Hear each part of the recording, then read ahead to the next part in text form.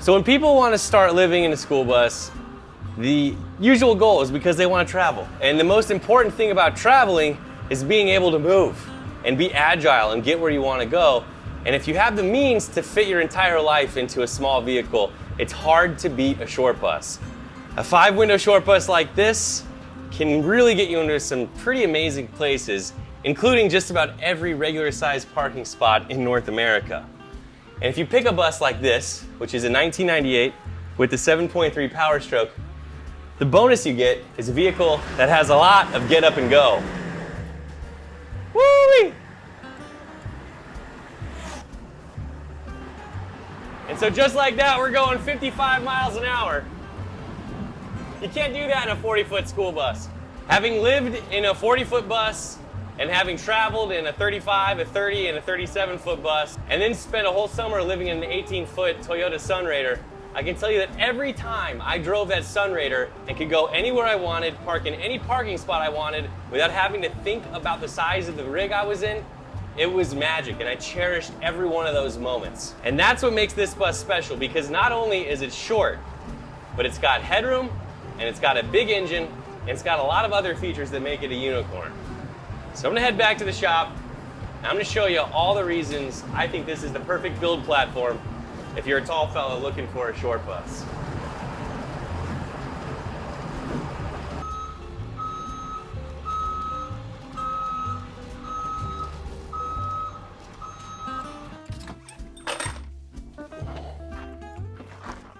Well, the year is 1998, and while Bill Clinton was busy denying that he had sexual relations with a woman, Ford was busy building one of the best cutaway chassis ever made. That is their E350 and 450 series with the now infamous Powerstroke 7.3-liter diesel.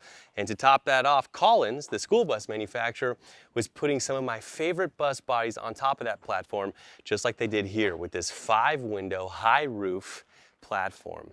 These are some of the best short buses available, and I want to take a walk around this and get into the nitty-gritty as to why I really love this and why I don't know if you could do much better in 1998, even if you were the president. Now for me, the big allure of this is just as much the high top as it is what's under the hood, and that is this pre-emissions Powerstroke 7.3-liter turbo diesel engine. Now, it is far from my favorite diesel engine of all time, but as far as available diesel engines that you could get in a cutaway chassis, this one tops the list, tying in close running with certain years of Chevy Duramax engines out there. If you're going diesel, gas, that's a whole nother story. What I love about this engine is that it has 174,000 miles on it, so it's very low. It runs phenomenal. It makes exceptional power, no smoke, no visible blow by, and I really like that. And just look at this engine bay. It's freaking spick and span. And what's really cool is this air cleaner housing that on just about every one of these I've ever seen is cracked and falling to pieces. It's all here, and I love that. So the Powerstroke in this has no emissions equipment on the engine. It does have a catalytic converter downstream, but there's no sensors attached to it. So if that were to accidentally, say, fall off, well, it wouldn't be a problem and the computer would be none the wiser. Now, emissions controls are an amazing feature of modern engines. I'm not against having clean air, but what I am against is owning a vehicle that's very difficult to maintain, has a lot of complicated extra systems, and life on the road is already hard enough just to keep the wheels moving, let alone maintain expensive EGR, DEF, and all those other type of diesel emission systems that frankly really become a hindrance once they're high mileage and out of fleet service. Luckily, this is low mileage and has none of those systems on it. And it just rips. I mean, this is probably one of the fastest short buses I've driven. Big fan of that. It actually has more horsepower than my big bus next door. Let me show you my next favorite part. Now, more often than not, when a tall fella like me gets into a short bus, that means I gotta do some ducking. But you can see that's not the case in this Collins body. This bus has over 6 feet 4 inches of headroom available. I'm 6'1", plus I got my kicks on, so we're looking at about 6'2", and I got all this space available to me. That means if you wanna do a build out and add insulation in the floor and the ceiling, you have room to work with. And that saves you a ton of money and time by avoiding having to do a roof raise or make big compromises in the amount of insulation you put in your build. You know I'm a big fan of that, and I recommend insulation to just about everybody. The other thing I like about the Collins builds, if you look at the walls here. Notice how they are pretty darn straight. And when they hit this shoulder where the curve starts, it happens quick.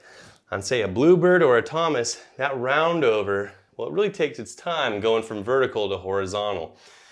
That makes it a little bit tricky when you're figuring out how to frame and trim your walls. This, if you fur this out 1.5 inches and you drop this down 3/4, you're darn near square in the corners, and that's gonna make your build out a lot simpler for you. Trust me. The other thing that didn't come with the bus that we did that's gonna make your life a lot easier is remove all of the bus wiring. I don't know if you've seen a fully demoed bus before, but usually there's wires hanging everywhere like some kind of mechanical spaghetti buffet that went bad.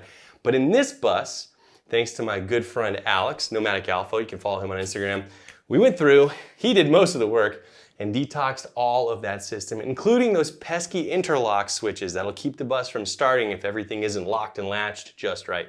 That's been completely deleted.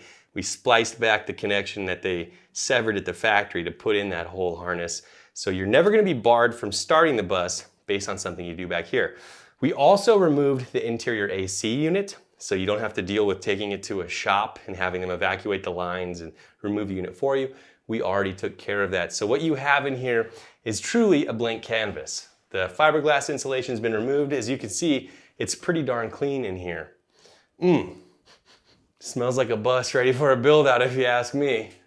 Now here's something that's maybe a little less obvious unless I point it out to you, but the floor is completely flat. There are no wheel humps to deal with in your build out. And wheel humps, boy, they really get in the way of a good floor plan. Time and time again, those suckers they're popping up in bathrooms and kitchens, right where you want to have a couch, who knows, but that's not a problem you're gonna have to face in this bus. So not only do you have extra tall headroom, nice square sides, they're gonna be easy to frame, but you don't have wheel humps. So you've got a ton of floor plan flexibility right from the start built into this bus. Big fan of that. Thank you, Collins. It's like they built this for skoolies. In fact, if you might recall, I was on a TV show called Gutted. You can see it on the internet somewhere.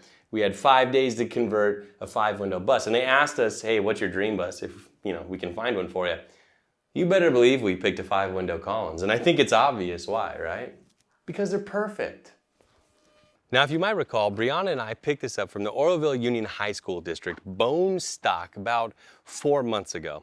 It had been sitting for a little while, and so obviously there were some things that we had to attend to make it into the rig that you see today. And the first thing is we put 2 brand new batteries in it. You just gotta start with that. The next thing we did is we popped on a fresh set of tires all around. Nice tires, I might add. We did a full front brake job with new pads, rotors, and calipers. And we also gave it an alignment. It's got an oil change. And I'm in the process right now of removing a pesky vacuum boost system that it doesn't need so that you can have uninterrupted HVAC controls, which is a known failure point on these. And this mod will make it so that you never have to deal with that again. But I digress because I want to talk about the things we did to the outside. We have totally de-bussed this bus. So all of the decals and emblems on the side that identify it have been removed, and that makes it really easy for you if you're gonna be driving this thing across country. You don't have to worry about law enforcement agencies getting on you for pretending to be a school bus. We also went ahead and fully patched and deleted the rear flashers up there so that if you want to put something in there, you can, but if not, you're good to go for paint. We left them stock on the front because a lot of people like to replace those with clear running lights, so if you want to do that, you can, but the nice thing is the lights that are on there now, they don't leak. And running down on this side, you can see where the old stop arm used to be, and that leaves a big hole, which we went ahead and put a nice fresh piece of galvannealed on there to block it off for you, along with the rest of the decals being removed. And well, those shiny tires, they just keep catching my eye. How about yours? I also want to mention, one thing that really is going to set this apart for you is we took the time to go ahead and get this vehicle retitled as a motorhome. Now that can be a big sticking point and a pain in the butt for you depending on what state you live in. The cool thing is, once it's done on that title, that will transfer on to future states where you might register this. So not only is it fully de-bussed from its aesthetic appearance down to the wiring inside of it, but as far as the law is concerned, it is no longer a bus either. It is registered as a motorhome, and that's really sweet news to my ears and probably your insurance companies too. Now, it probably goes without saying that I would never buy a rusty bus, and this one is no exception. Let me show you what we've got going on in here. That's how they make them in California, I guess. you buy a California bus.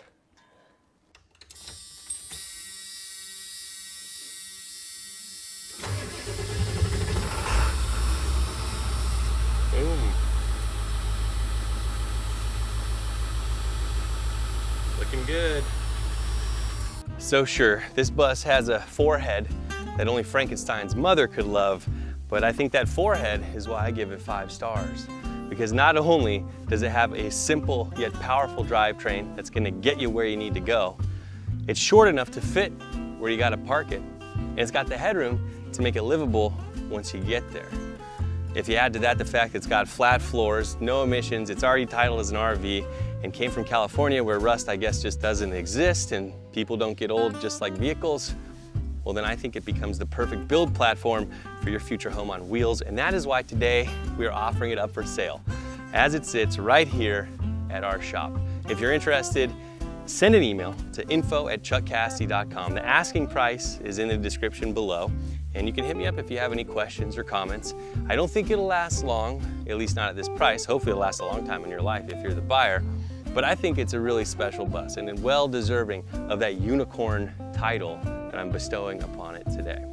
If you like this kind of video, make sure you come back again because we got plenty more where this came from. My name's Chuck Cassidy. We'll see you next time. It's a good bus.